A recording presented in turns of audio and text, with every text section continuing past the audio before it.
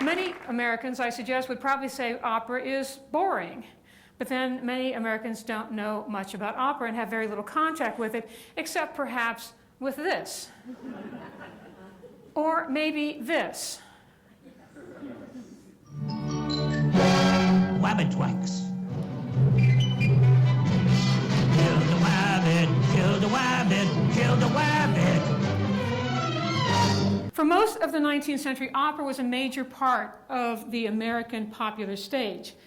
And I'm not suggesting by this that our forefathers or foremothers were somehow more cultured or sophisticated than us. Rather, I'm suggesting that our image or the function of opera has changed. Today we think of it as culture, we think of it as uplifting. Then they thought of it as entertainment.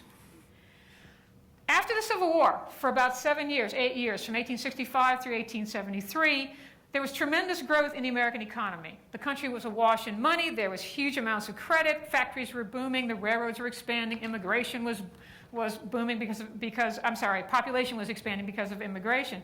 It all came to a screeching halt in September 1873. The Panic of '73 was the worst economic crisis that had ever hit the United States up to that point. Banks failed, railroads failed, businesses went bankrupt. Within months, 20% of the American workforce was out of work. Recovery began in 1878, but in some places, especially the American Middle and Far West, it didn't happen until the late 1880s, 15 years after it started. One of the changes wrought by the economic disaster had a direct impact on the reception of opera. There was an attitude shift among working and middle-class Americans towards Easterners in general and the wealthy in particular. These people blamed the owners of banks, factories, and large corporations, especially the railroads, for the Depression.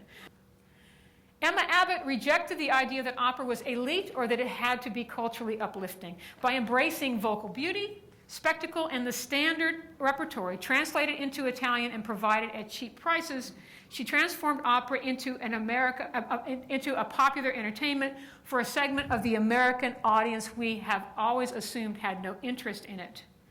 As one critic wrote, Abbott accomplished a grand mission in the popularization of music. All over the Great West, the South, and the Northwest, she opened what might have remained otherwise a sealed book in the music of the standard opera. Most Americans have never heard of Abbott and know nothing about the flourishing English opera movement of which she was a part.